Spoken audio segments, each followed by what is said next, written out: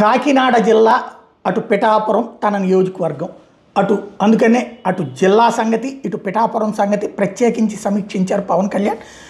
తుఫానుకి సంబంధించినటువంటి అంశాలు అందులో పిఠాపురం పట్టణం పరిధిలోని కరివేపాకుపేట ప్రాంతం దగ్గర పల్ల ప్రాంతాల వర్షం నీళ్ళు ఇంకా నిలిచున్నాయని చెప్పి ఆయనకి సమాచారం వచ్చిందంట. అది కలెక్టర్ని అడిగారు.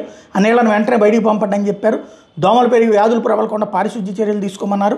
అంటువ్యాధులు వ్యాపించే అవకాశాల నుంచి అటు వైద్య శాఖను అప్రమత్తం చేయమని ఆదేశించారు. ఏలేరు కాలువ గొర్రెకండు గట్టు దగ్గర కొంత బలహీనంగా ఉందని చెప్పి నా దగ్గరికి ఇన్ఫర్మేషన్ ఉంది. ముప్పు పొంచి ఉంది కాబట్టి బలహీనంగా ఉన్న ప్రాంతాలు యుద్ధ ప్రాతిపదికన కాలువ గట్టు పటిష్టపరచమని ఆదేశించారు. తుఫాను కారణంగా మల్లవరం ప్రాంతంలో పత్తి పంటకు బాగా నష్టం వచ్చింది. పత్తి పంట నష్టం మీద తక్షణం చర్యలు తీసుకోమన్నారు. అలాగే ఇళ్ళు ఎన్ని దెబ్బతిన్నాయి, పంట పొలాలు ఎట్లా దెబ్బతిన్నాయి అన్నటువంటిది అడిగితే కలెక్టర్ షాన్మోహన్ వివరాలు చెప్పుకొచ్చారు. 61 ఇళ్ళు దెబ్బతిన్నాయి. 41,932 కుటుంబాల మీద ఈ ప్రభావం ఉంది. 27,624 మత్స్యకార కుటుంబాలు, 313 చేనేత కుటుంబాలు ఉన్నాయని చెప్పుకొచ్చారు.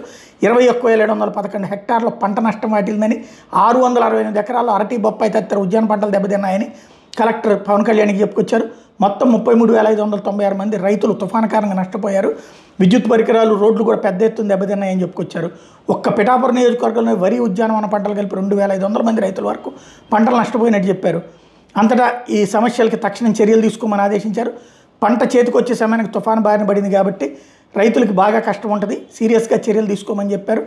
అలాగే ఇళ్లకు సంబంధించినటువంటి అంశాలను కూడా చూడమని చెప్పేసి కలెక్టర్ని ఆదేశించారు పవన్ కళ్యాణ్.